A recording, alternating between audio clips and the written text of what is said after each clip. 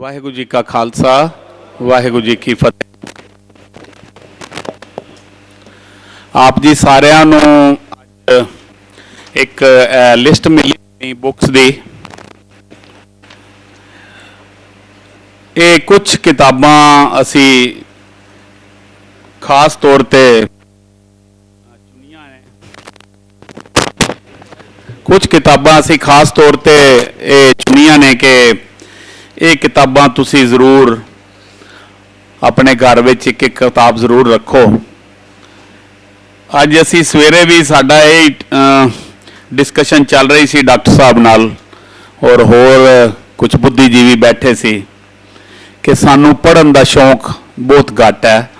घर में असी अपने ड्राइंग रूम दे विच हर तरह के एंटीक रखते हैं, पर कुछ किताबां भी रखियां आ जान तो मैं समझदा कि वो एक शौक जिहड़ा ये तुहाडे कल्चर विच आ जाएगा।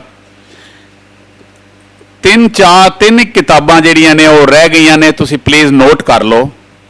ये डॉक्टर इंद्रजीत सिंह जी दियां ही ने। एक तो किताब है भाई बरम तोड़ सिंह जी, ये सिख मिशनरी कॉलेज लुधियाने ने छापी है। भाई बरम तोड़, इस किताब विचों कुछ अज डॉक्टर साहब अपने लैक्चर विच ही जिक्र करनगे। एक किताब है दीवा बल्ले अंधेरा जाए, it's a very good book. ये भी डॉक्टर इंद्रजीत सिंह जी की लिखी हुई है और ये भी सिख मिशनरी कॉलेज लुधियाना ने छापी है। और एक है गुरमत ज्ञान, ये अलग अलग दर्जे ने, पहला दूजा, ये श्रोमणी गुरुद्वारा प्रबंधक कमेटी ने छापी है। ये तीन किताबां तुसी अपनी लिस्ट विच होर हथ नाल लिख लो। और ये किताबां बहुत पाएदार किताबां ने और ये जरूर हर मैं समझदा जग्यासू दे घर ये जरूर होनियां चाहिए ने। पहली है भाई बरम तोड़ सिंह, दूसरी दीवा बल्ले अंधेरा जाए और तीसरी जिहड़ी है गुरमत ज्ञान दर्जा पहला ते दूजा। बेनती के टैलीफोन जिहड़े ने वो सारे तुसी म्यूट कर लो प्लीज़। अज दे जिहड़े दो विषय ने मैं कल भी आप जी नाल साझे कीते सी। एक तो काम क्रोध काया को गाले और जिहड़ा दूसरा विषय है वो वहमां भरमां ते कर्म कांडां ते। हुण दरअसल जदों असी पहला लैक्चर असी करन जा रहे हैं काम क्रोध काया को गाले, मनुख दे जिहड़े सारे बंधन का मुख कारण है कि एक ऐसी बिरती जो मनुख विच स्वार्थ वधाउंदी है ते नाल खुशफहमी विच रखती है कि वह समर्थ है, वह ताकतवर है। असल मसला ये नहीं कि असी जिंदा, असल मसला यह है कि असी किस तरह जिंदा। गालिब ने जदों देखा, जदों माचिस आज़ाद हुई सी तो कहता कि वो बड़ा हैरान हो गया। वो कहने लगा कि एक ऐसी कौम है जो जेबां विच अग लैके घूम रही है। इत्थे मैं माचिस नूं एक टर्म बनाया है काम क्रोध नाल। तो ये जिहड़ा काम क्रोध की गल असी वार वार इत्थे हुण करनी है। वो कहंदे ना कि सारी उम्र एक गलती करते रहे, मिट्टी लगी सी चेहरे ते असी शीशा ही साफ करते रहे। तो ये एक ऐसा मसला है जिस मसले दे नाल साडे परिवारां दा सुख शांति दा मसला है, साडे समाज दा, साडी कौम दा, साडे कंट्री दा कह लवां। और फिर ये अगर बड़े वड्डे लैवल ते देखिए तो फिर ये कॉस्मिक लैवल ते आ जाइए तो फिर ये इंटरनेशनल मसला भी कित्थे ना कित्थे जाके बन जाता है। मैं गल अपनी शुरू करा तो कहते ना कि और टंग इज़ लाइक क्लोज शॉप, जिहड़ी साडी ज़बान है ना एक बंद दुकान की तरह है। When we will open the tongue, जदों असी अपनी ज़बान खोलते हैं, the listener will know the shop is of gold और कोल। फिर सुनने वाले नूं पता लगता है कि ये बंदा जिहड़ा है ये जिहड़ा दुकान है ये सोने दी है या कोले दी है या कालक दी है। तो यह 2 इंच की जिहड़ी ज़बान है इसने सारी दुनिया दे विच जिहड़ा है ये थड़थली मचाई हुई मैं कह सकदा। तो इस उत्ते गुरु साहब ने गुरबाणी विच सानू वार वार सुचेत किया है कि एक काम ए लस्ट ए एंगर जिहड़ा है ये तुहाडी काया नूं गाल के रख देगा। और इत्थे काया दा सिर्फ शरीर नाल मतलब नहीं है, तुहाडी आत्मा नाल भी है। तो इस टॉपिक के उत्ते अज डॉक्टर इंद्रजीत सिंह जी गल करनगे, काम क्रोध काया को गल। आओ जी। परम सत्कारयोग संगती रूप विच जुड़ बैठे समूह भैणों ते भरावो, वाहिगुरू जी का खालसा वाहिगुरू जी की फतेह। अज दा जो ये पहला विषय है, काम क्रोध काया को गल है। ज्यों कंचन सुहागा टाला है, गुरु नानक पातशाह जी का रामकली दखणी दे विच शब्द है। जिवें कंचन कहंदे ने सोने नूं, ते सुहागा एक वो खारा पदार्थ हुंदा है जिन्हों टंकण भी कहंदे ने। वो सोने नूं, क्योंकि जिहड़ी मूल रूप विच ये धात है ये सख्त भी हुंदी है, इहनूं ढालदा है। ते जिहड़ा काम ते क्रोध है ये शरीर नूं निर्बल करदा है। संबोलक लिया होया, संबोलक दे विच है कि क्रोध ते काम जिहड़ा शरीर नूं निर्बल ते नताणा कर दिंदा है। जिवें कंचन नूं सोने नूं जिहड़ा सुहागा एक खारा पदार्थ है वो ढाल दिंदा है। साडा जिहड़ा समाज है ਇਹਦੇ ਵਿੱਚ ਜਾਂ ਸਾਡਾ ਜੋ ਧਰਮ ਹੈ, ਪੰਜ ਵਿਕਾਰਾਂ ਨੂੰ ਅਸੀਂ ਵਾਰ-ਵਾਰ ਚਿਤਵਦੇ ਹਾਂ। ਕਾਮ ਕ੍ਰੋਧ ਲੋਭ ਮੋਹ ਹੰਕਾਰ। ਜਿਹੜਾ ਲੋਭ ਮੋਹ ਤੇ ਹੰਕਾਰ ਹੈ ਇਹਨੂੰ ਇੰਨਾ ਜ਼ਿਆਦਾ ਖਤਰਨਾਕ ਔਰ ਭਿਅੰਕਰ ਨਹੀਂ ਗਿਣਿਆ ਜਾਂਦਾ ਜਿੰਨਾ ਕਾਮ ਤੇ ਕ੍ਰੋਧ ਨੂੰ ਗਿਣਿਆ ਜਾਂਦਾ ਹੈ। ਭਾਵੇਂ ਪੰਜੇ ਹੀ ਮਨੁੱਖ ਵਾਸਤੇ ਕਈ ਵਾਰੀ ਮਾਰੂ ਸਾਬਤ ਹੁੰਦੇ ਆ, पर मोह दे विच भी एक स्लो एक्शन हुंदा और हंकार दे विच भी स्लो एक्शन हुंदा। कोई बंदा रूप पक्षों विद्या पक्षों धनवान पक्षों कोई हौमे करदा ते पंजाबी खाने हंकारिया सो मारिया, वो अपने आप उहनूं किते ना किते एहसास हो जांदा, उहदे हंकार नूं सट वजदी है, वो किते नीवां भी हो सकदा। पर जिहड़ा काम ते क्रोध दा रिएक्शन है जां एक्शन है ये यकदम हुंदा और बहुत खतरनाक हुंदा। पंजाबी दा लोक ਸਾਹਿਤ है, वैरी तेरा ना जहान विच कोई वैरी तेरे ऐब बंदिया।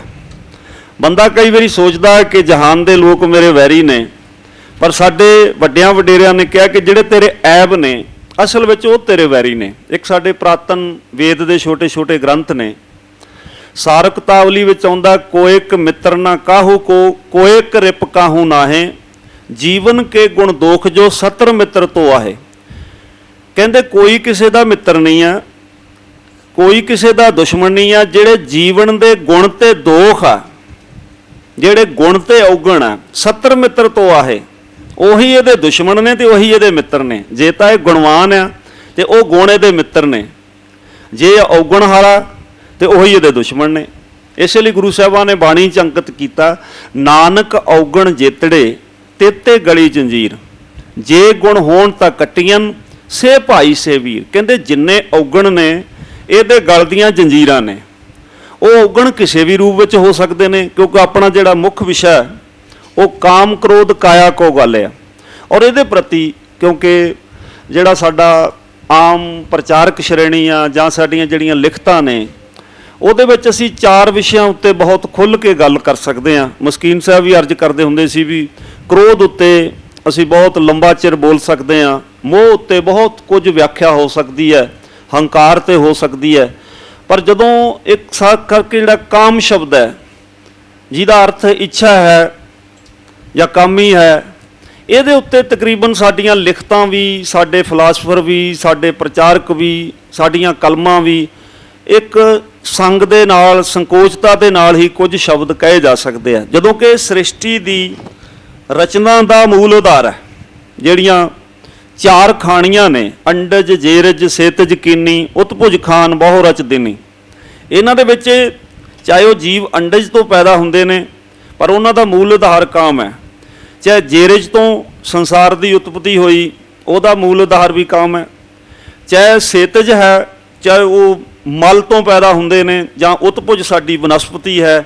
ਇਹ ਸਾਡੇ ਚਾਰ ਖਾਣੀਆਂ ਗਿਣੀਆਂ ਜਾਂਦੀਆਂ ਨੇ ਜਿਨ੍ਹਾਂ ਤੋਂ ਸੰਸਾਰ ਦੀ ਉਤਪਤੀ ਹੋਈ। ਪਰ ਅੰਡਜ ਜੇਰਜ ਦਾ ਆਧਾਰ ਇਹੋ ਸ਼ਬਦ ਹੈ। ਗੁਰੂ ਸਾਹਿਬਾਂ ਨੇ ਬਾਣੀ ਵਿੱਚ ਅੰਕਿਤ ਕੀਤਾ, ਇਸ ਦੇਹੀ ਅੰਦਰ ਪੰਜ ਚੋਰ ਵਸੈ, ਕਾਮ ਕ੍ਰੋਧ ਲੋਭ ਮੋਹ ਅਹੰਕਾਰਾ।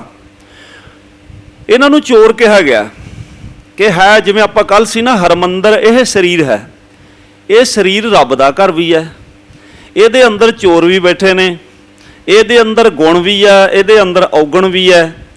ਇੱਕ ਉਹ ਸਮੁੱਚਾ ਤੱਤ ਹੈ ਜਿਹਦੇ ਬਾਰੇ ਜੇ ਬੰਦਾ ਵਿਚਾਰ ਕਰਦਾ ਕਈ ਵਾਰੀ ਖੁਦ ਵੀ ਹੈਰਾਨ ਹੁੰਦਾ ਕਿ ਇਹ ਬਾਹਰੋਂ ਇੰਨਾ ਸੁੰਦਰ ਵੀ ਹੈ ਤੇ ਇਹਦੇ ਅੰਦਰ ਇੰਨੀਆਂ ਅਪਵਿੱਤਰ ਵਸਤਾਂ ਵੀ ਪਈਆਂ ਨੇ ਜਿਨ੍ਹਾਂ ਤੋਂ ਖੁਦ ਹੀ ਕਚਿਆਣ ਮੰਨਦਾ ਹੈ। ਮਤਲਬ ਚੱਲਦਾ ਫਿਰਦਾ ਉਹ ਵਜੂਦ ਹੈ ਜੋ ਚੰਗਿਆਈਆਂ ਤੇ ਬੁਰਾਈਆਂ ਦਾ ਸੰਗ੍ਰਹਿ ਹੈ। ਪਰ ਕਹਿੰਦੇ ਅੰਮ੍ਰਿਤ ਲੂਟ ਹੈ, ਮਨ ਮੁਖ ਨਹੀਂ ਬੂਝੈ, ਕੋਈ ਨਾ ਸੁਣੇ ਪੁਕਾਰਾ। ਇਹ ਜਿਹੜੇ ਪੰਜ ਚੋਰ ਨੇ ਇਹ ਸਾਡੀਆਂ ਚੰਗਿਆਈਆਂ ਨੂੰ ਲੁੱਟ ਰਹੇ ਨੇ। ਜਿਹੜਾ ਮਨਮੁਖ ਹੈ, ਕੱਲ ਕਬੀਰ ਜੀ ਹੋਰਾਂ ਨੇ ਸਵਾਲ ਕੀਤਾ ਸੀ ਕਿ ਫਿਰ ਮਨਮੁਖ ਕਿਹੜਾ ਹੋਇਆ, ਕਿਉਂਕਿ ਹਰ ਇੱਕ ਦਾ ਮਨ ਹੈ, ਹਰ ਇੱਕ ਦੀ ਸੋਚ ਹੈ। ਇਸੇ ਲਈ ਅਸੀਂ ਸੰਗਤ ਕਰਨ ਵਾਸਤੇ ਜਾਂ ਮਨੁੱਖ ਅੱਗੇ ਚੰਗਾ ਪੜ੍ਹਨ ਵਾਸਤੇ ਜਾਂ ਧਰਮ ਕਰਮ ਕਰਨ ਵਾਸਤੇ ਪ੍ਰੇਰਿਆ ਜਾਂਦਾ ਹੈ ਕਿ ਜੇ ਸਾਰਾ ਸਮਾਜ ਆਪਣੇ ਮਨ ਦੇ ਪਿੱਛੇ ਲੱਗ ਜਾਵੇ ਤੇ ਬਹੁਤ ਵੱਡੀ ਅਫਰਾ ਤਫਰੀ ਮਚ ਜਾਏਗੀ। ਜੇ ਇਹਨਾਂ ਨੂੰ ਕੁਝ ਕੰਟਰੋਲ ਕਰਕੇ ਰੱਖਿਆ ਸਮਾਜ ਦੇ ਲੋਕਾਂ ਨੂੰ, ਤੇ ਇਹਨਾਂ ਦੇ ਵੱਡਿਆਂ ਵਡੇਰਿਆਂ ਦੀਆਂ ਬਾਬਾਣੀਆਂ ਕਹਾਣੀਆਂ ਨੇ, ਇਹਨਾਂ ਦੇ ਇਤਿਹਾਸ ਨੇ, ਇਹਨਾਂ ਦੇ ਧਰਮ ਨੇ, ਇਹਨਾਂ ਦੀ ਦਇਆ ਨਿਮਰਤਾ ਨੇ ਇਹਨਾਂ ਨੂੰ ਕੰਟਰੋਲ ਕਰਕੇ ਰੱਖਿਆ। ਨਹੀਂ ਤਾਂ ਸਭ ਤੋਂ ਖਤਰਨਾਕ ਜਾਨਵਰ ਮਨੁੱਖ ਹੈ। ਤੇ ਜੇ ਆਪਣੇ ਮਨ ਦੇ ਪਿੱਛੇ ਲੱਗ ਜਾਵੇ, ਕਿਉਂਕਿ ਜੀਵ ਜੰਤੂ ਆ ਜਿਹਦਾ ਜੀ ਕਰਦਾ ਵੱਢ ਲੈਂਦਾ, ਕੁੱਤਾ ਵੱਢੀ ਜਾਂਦਾ, ਗਾਂ ਛੜਾ ਮਾਰੀ ਜਾਂਦੀ ਹੈ, ਬਲਦ ਸਿੰਘ ਮਾਰੀ ਜਾਂਦਾ, ਕੋਈ ਮਿਆਂਕੀ ਜਾਂਦਾ, ਕੋਈ ਕਾਂ ਕਾਂ ਕਰੀ ਜਾਂਦਾ, ਉਹ ਆਪਣੇ ਮਨ ਦੇ ਅਨੁਸਾਰ ਚੱਲੀ ਜਾਂਦੇ ਨੇ। ਤੇ ਜੰਗਲ ਦੇ ਵਿੱਚ ਰੌਲਾ ਰੱਪਾ ਹੁੰਦਾ, ਸਾਰੇ ਆਪੋ ਆਪਣੀ ਸ਼ੈਲੀ, ਕੋਈ ਬਾਂਦਰ ਆ ਤੇ ਟਪੂਸੀਆਂ ਲਾਉਂਦਾ ਫਿਰਦਾ, ਕੋਈ ਦੂਜੇ ਨੂੰ ਖਾ ਰਿਹਾ, ਕੋਈ ਕਿਸੇ ਨੂੰ ਵੱਢ ਰਿਹਾ। ਜਿਵੇਂ ਆਪਾਂ ਡਿਸਕਵਰੀ ਚੈਨਲ ਵੇਖਦੇ ਕਿ ਹਰ ਜਾਨਵਰ ਆਪਣੇ ਜੇ ਮਨ ਅਨੁਸਾਰ ਸਭ ਕੁਝ ਕਰ ਰਿਹਾ, ਤੇ ਉਹਨੂੰ ਅਸੀਂ ਤਾਂ ਹੀ ਜੰਗਲ ਦਾ ਰਾਜ ਸ਼ਬਦ ਬਣਾਇਆ ਨਾ, ਵੀ ਉੱਥੇ ਕਿਸੇ ਦਾ ਕੰਟਰੋਲ ਨਹੀਂ ਹੁੰਦਾ, ਨਾ ਕਿਸੇ ਦਾ ਮਨ ਕੰਟਰੋਲ 'ਚ ਹੁੰਦਾ ਤੇ ਨਾ ਕਿਸੇ ਤੇ ਕੋਈ ਕਾਨੂੰਨ ਹੁੰਦਾ। ਉਹ ਆਪੋ ਧਾਪੀ ਪਈ ਹੁੰਦੀ ਹੈ, ਜਿਹੜਾ ਜਿਹਨੂੰ ਮਰਜ਼ੀ ਖਾ ਜਾਵੇ, ਮਾਰ ਜਾਵੇ, ਵੱਢ ਜਾਵੇ, ਬੋਲੀ ਜਾਵੇ, ਰੌਲਾ ਪਾਈ ਜਾਵੇ, ਖੁੱਲ੍ਹਾ ਹੀ ਹੈ। ਮਾਨਵਤਾ ਦੇ ਉੱਤੇ ਜੇਕਰ ਸੁਧਾਰ ਹੋਇਆ ਤਾਂ ਇਹਦੇ ਵੱਡਿਆਂ ਵਡੇਰਿਆਂ ਨੇ ਇਹਨੂੰ ਵਾਰ-ਵਾਰ ਕੁਝ ਉਹ ਗੁਣ ਦਿੱਤੇ, ਕੁਝ ਨੈਤਿਕ ਕਦਰਾਂ ਕੀਮਤਾਂ ਦਿੱਤੀਆਂ ਕਿ ਬੰਦੇ ਨੂੰ ਬੰਦਾ ਬਣਾਉਣ ਵਾਸਤੇ ਬਹੁਤ ਵੱਡਾ ਸਾਹਿਤ ਰਚਿਆ ਗਿਆ, ਬਹੁਤ ਵੱਡਾ ਗਿਆਨ ਦਿੱਤਾ ਗਿਆ, ਬਹੁਤ ਸਾਰੇ ਕਾਨੂੰਨ ਬਣਾਏ ਗਏ, ਬਹੁਤ ਸਾਰੀਆਂ ਕਦਰਾਂ ਕੀਮਤਾਂ, ਬਹੁਤ ਸਾਰੀ ਮਰਿਆਦਾ ਬਣਾਈ ਗਈ। ਜੀਵਨ ਦਰਅਸਲ ਜੇ ਮਰਿਆਦਾਬੱਧ ਹੋਇਆ ਤਾਂ ਬੰਦੇ ਨੂੰ ਕੁਝ ਧਰਮ ਦੀ ਲੱਜ ਹੁੰਦੀ ਹੈ, ਕੁਝ ਸਮਾਜ ਦੀ ਹੁੰਦੀ ਹੈ, ਕੁਝ ਆਰ ਪਰਿਵਾਰ ਦੀ ਹੁੰਦੀ ਹੈ, ਕੁਝ ਆਸੇ-ਪਾਸੇ ਦੀ ਹੁੰਦੀ ਹੈ। ਤਾਂ ਇਸੇ ਕਰਕੇ ਹੀ ਇਹ ਮਰਿਆਦਾ ਸ਼ਬਦ ਬਣਿਆ। ਮਰਿਆ ਨਦੀ ਤੋਂ ਕਿਹਾ ਜਾਂਦਾ ਕਿ ਮਰਿਆਦਾ ਸ਼ਬਦ ਹੋਂਦ ਵਿੱਚ ਆਇਆ। ਅਸੀਂ ਕਹਿੰਦੇ ਸਾਡੀ ਮਰਿਆਦਾ ਹੈ।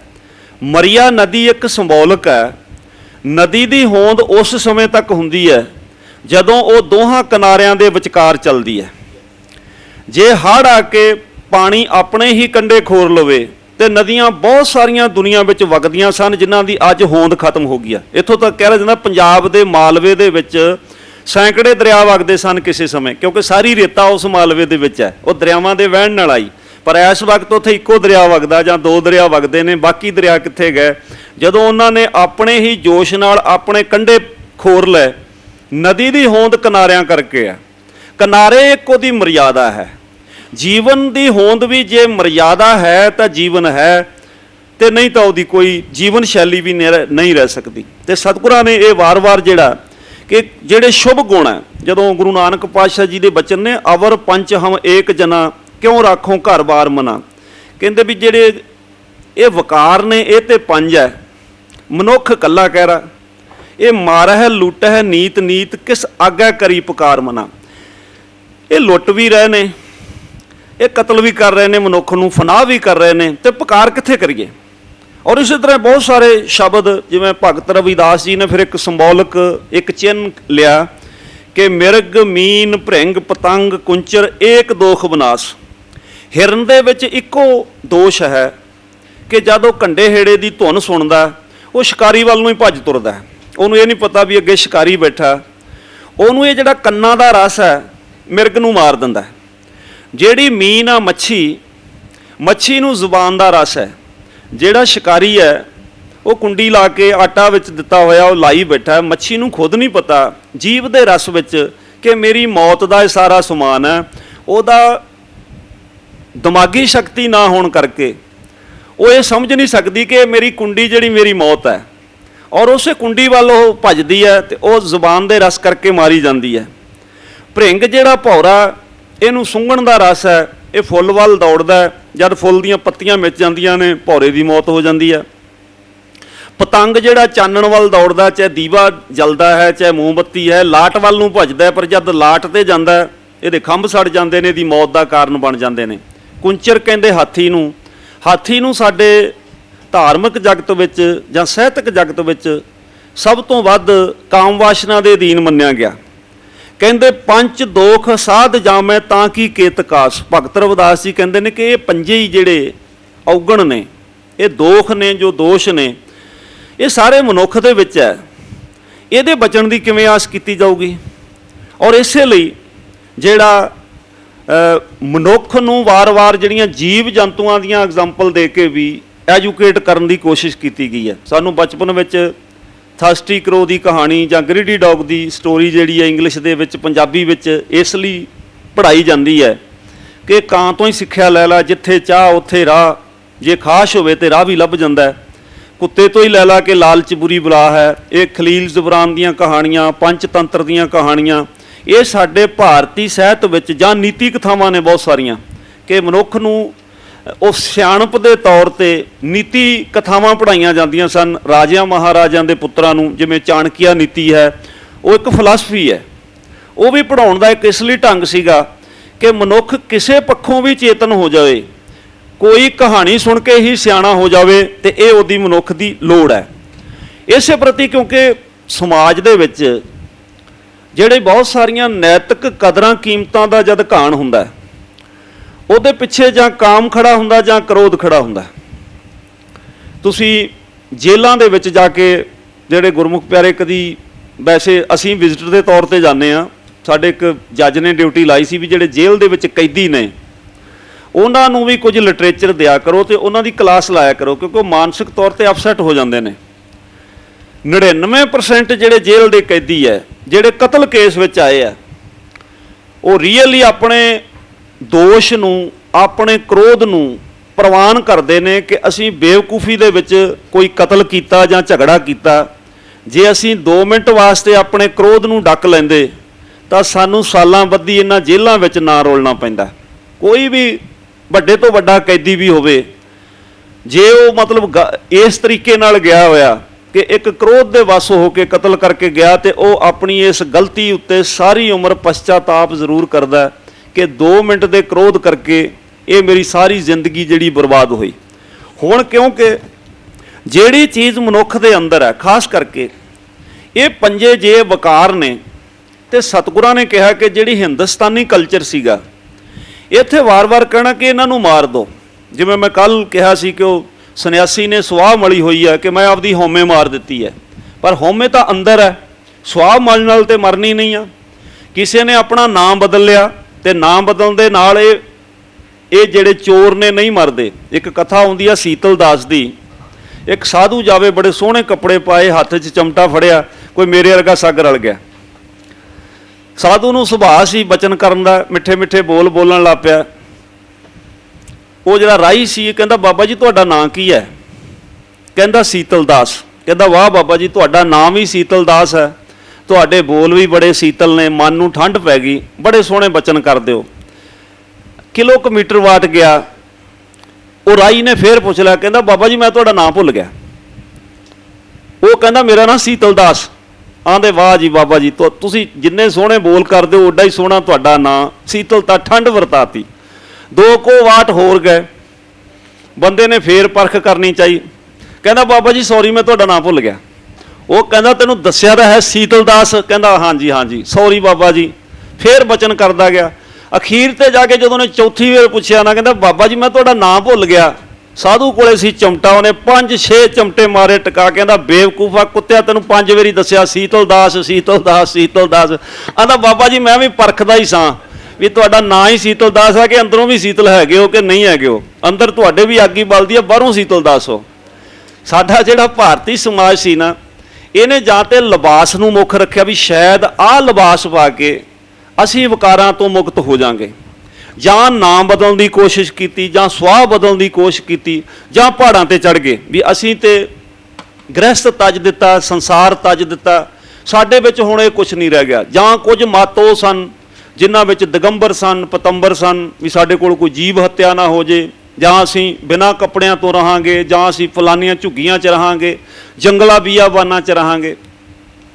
ਸਤਿਗੁਰਾਂ ਨੇ ਇਸ ਸੰਸਾਰ ਦਾ ਅਧਿਐਨ ਕੀਤਾ ਕਿ ਜਿਹੜੀ ਵਸਤ ਸਰੀਰ ਵਿੱਚ ਪੈਦਾ ਹੁੰਦੀ ਹੈ ਉਹਨੂੰ ਤੁਸੀਂ ਖਤਮ ਨਹੀਂ ਕਰ ਸਕਦੇ। ਕੋਈ ਟਾਂਗੇ ਅੱਗੇ ਘੋੜਾ ਜੋੜਿਆ ਹੋਵੇ, ਉਹਨੂੰ ਤੁਸੀਂ ਪੱਠੇ ਨਾ ਪਾਓ ਜਾਂ ਉਹਨੂੰ ਕਹੋ ਇਹਨੂੰ ਮਾਰ ਦਈਏ ਤੇ ਤੁਹਾਡਾ ਸਫ਼ਰ ਖਤਮ ਹੋ ਜਾਏਗਾ। ਇਹ ਪੰਜੇ ਵਕਾਰ ਨਹੀਂ ਗਿਣੇ ਸਤਿਗੁਰਾਂ ਨੇ। ਸਤਿਗੁਰਾਂ ਨੇ ਕਿਹਾ ਕਿ ਇਹਨਾਂ ਦਾ ਇੱਕ ਬਦਲਾਓ ਹੈ। ਕਾਮ ਸੰਸਾਰ ਦੀ ਉਤਪਤੀ ਦਾ ਸਾਧਨ ਹੈ, ਤੇ ਮੇਰਾ ਸਿੱਖ ਜਿਹੜਾ ਗ੍ਰਸਤੀ ਹੋਏਗਾ ਉਹਦੇ ਵਿੱਚ ਇਹ ਵਕਾਰ ਨਹੀਂ ਪੈਦਾ ਹੋਣਗੇ। ਕਿ ਇਹ ਵਕਾਰ ਉੱਥੇ ਪੈਦਾ ਹੁੰਦੇ ਸਨ ਜਿੱਥੇ ਦੂਰ ਦਰਾਡੇ ਲੋਕ ਇਸ ਸੰਸਾਰ ਨੂੰ ਤਿਆਗ ਕੇ ਭੱਜਣ ਦੀ ਕੋਸ਼ਿਸ਼ ਕਰਦੇ ਸਨ, ਪਰ ਫਿਰ ਇਸ ਸਮਾਜ ਵੱਲੀ ਹੀ ਦੇਖਦੇ ਸਨ। ਇਸੇ ਲਈ ਸਾਡਾ ਜਿਹੜਾ, ਜਦੋਂ ਕੱਲ ਆਪਾਂ 6ਵੇਂ ਪਾਤਸ਼ਾਹ ਜੀ ਨੂੰ ਸ਼ਾਹ ਦੌਲੇ ਨੇ ਕਿਹਾ ਸੀ, ਤੇ ਸਤਿਗੁਰਾਂ ਨੇ ਕਿਹਾ ਸੀ ਕਿ ਔਰਤ ਇਮਾਨ, ਕਿਉਂਕਿ ਸ਼ਾਹ ਦੌਲੇ ਦੇ ਮਨ 'ਚ ਸ਼ੱਕ ਹੋਇਆ ਕਿ ਐਡਾ ਵੱਡਾ ਫਕੀਰ ਹੈ, ਕਲਗੀ ਸਜਾਈ ਆ, ਨਾਲ ਫੌਜਾਂ ਨੇ, ਧੌਂਸੇ ਨੇ, ਨਗਾਰੇ ਨੇ, ਘੋੜ ਸਵਾਰ ਨੇ, ਤੇ ਉਹ ਪ੍ਰਸ਼ਨ ਕਰਦਾ ਕਿ ਹਿੰਦੂ ਕੀ ਤੇ ਪੀਰੀ ਕੀ, ਔਰਤ ਕੀ ਫਕੀਰੀ ਕੀ, ਪੁੱਤਰ ਕੀ ਵਿਰਾਗ ਕੀ, ਦੌਲਤ ਕੀ ਤੇ ਤਿਆਗ ਕੀ। ਤੇ ਸਤਿਗੁਰਾਂ ਨੇ ਕਿਹਾ ਕਿ ਔਰਤ ਇਮਾਨ, ਇਹ ਮਨੁੱਖ ਦਾ ਇਮਾਨ ਹੈ, ਉਹਦਾ ਧਰਮ ਹੈ। ਇਹਦੇ ਗ੍ਰਸਤੀ ਜੀਵਨ ਦੇ ਵਿੱਚ, ਨਹੀਂ ਤੇ ਸਮਾਜ ਵਿੱਚ ਅਨੇਕ ਤਰ੍ਹਾਂ ਦੀਆਂ ਅਫਰਾ ਤਫਰੀਆਂ ਹੋਣ, ਇਹ ਜਿਹੜਾ ਗ੍ਰਸਤੀ ਧਰਮ ਹੈਗਾ, ਇਹ ਇੱਕ ਦੂਜੇ ਦਾ ਇਮਾਨ, ਇੱਕ ਦੂਜੇ ਦਾ ਧਰਮ ਪਾਲਿਆ ਜਾਂਦਾ ਹੈ। ਪੁੱਤਰ ਨਿਸ਼ਾਨ, ਅਗਲੀ ਪੀੜ੍ਹੀ ਜਿਹੜੀ ਹੈ ਉਹ ਨਿਸ਼ਾਨ ਦੇ ਤੌਰ ਤੇ, ਜੇ ਸਾਰੀ ਦੁਨੀਆ ਸੰਨਿਆਸੀਆਂ ਦੀ ਹੋ ਜੇ ਤੇ ਸੰਸਾਰ ਕਿਵੇਂ ਚੱਲੇਗਾ।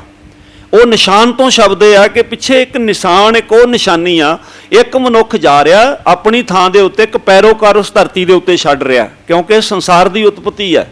ਦੌਲਤ ਗੁਜਰਾਨ, ਹਿੰਦੁਸਤਾਨ ਵਿੱਚ ਮਾਇਆ ਦਾ ਅਰਥ ਧਨ ਵੀ ਹੈ। ਇਸੇ ਲਈ ਸਾਡੇ ਬਹੁਤੇ ਸ਼੍ਰੇਣੀ ਨੇ ਜਾਂ ਡੇਰੇਦਾਰੀ ਨੇ ਲੋਕਾਂ ਨੂੰ ਡਰਾਤਾ ਵੀ ਮਾਇਆ ਤੇ ਨਾਗਣੀਆਂ। ਮਾਇਆ ਹੈ ਸੰਸਾਰ ਦਾ ਉਹ ਹਰ ਦ੍ਰਿਸ਼, ਉਹ ਹਰ ਸੁੰਦਰਤਾ ਜਿਹੜੀ ਰੱਬ ਦੇ ਨਾਮ ਲੈਣ ਦੇ ਵਿੱਚ ਰੁਕਾਵਟ ਬਣਦੀ ਆ। ਸਿੱਖ ਫਿਲਾਸਫੀ ਅਨੁਸਾਰ ਮਾਇਆ ਉਸ ਨੂੰ ਕਿਹਾ ਗਿਆ। ਪਰ ਸਾਡੀ ਧਰਤੀ ਤੇ ਮਾਇਆ ਦਾ ਇੱਕ ਦੂਜਾ ਨਾਮ ਧਨ ਵੀ ਹੈ, ਪੈਸਾ ਵੀ ਹੈ।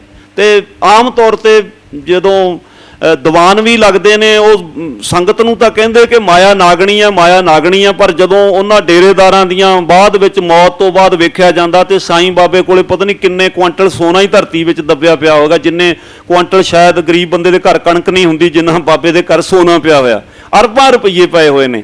ਪਰ ਉਹ ਲੋਕਾਂ ਨੂੰ ਕਹਿ ਰਿਹਾ ਕਿ ਮਾਇਆ ਨਾਗਣੀ, ਪਰ ਉਹਦੇ ਲਈ ਨਾਗਣੀ ਨਹੀਂ ਆ, ਕਿਉਂਕਿ ਉਹਦੇ ਅਰਥਾਂ ਦਾ ਉਹਨੇ ਅਨਰਥ ਕਰਨ ਦੀ ਜਦੋਂ ਕੋਸ਼ਿਸ਼ ਕੀਤੀ ਜਾਂਦੀ ਹੈ। ਸਤਿਗੁਰਾਂ ਨੇ ਕਿਹਾ ਕਿ ਜਿਹੜਾ ਕ੍ਰੋਧ ਹੈ, ਕ੍ਰੋਧ ਸਵੈ ਵਿਸ਼ਵਾਸ ਵਿੱਚ ਬਦਲੋ, ਕਿਉਂਕਿ ਜੇ ਬੰਦੇ ਦੇ ਅੰਦਰ ਕ੍ਰੋਧ ਹੀ ਨਹੀਂ ਤਾਂ ਗੈਰਤਮੰਦ ਵੀ ਨਹੀਂ ਹੋ ਸਕਦਾ। ਜਿਹੜਾ ਦਸਮ ਪਾਤਸ਼ਾਹ ਜੀ ਦਾ ਸ਼ਬਦ ਹੈ ਨਾ, ਜਬੈ ਬਾਣ ਲਾਗਿਓ ਤਬੈ ਰੋਸ ਜਾਗਿਓ। ਜੇ ਬਾਣ ਲੱਗੇ ਤੋਂ ਬੰਦੇ ਦਾ ਰੋਸ ਹੀ ਨਾ ਜਾਗੇ, ਉਹ ਤਾਂ ਮਿੱਟੀ ਦੀ ਢੇਰੀ ਹੋ ਗਿਆ।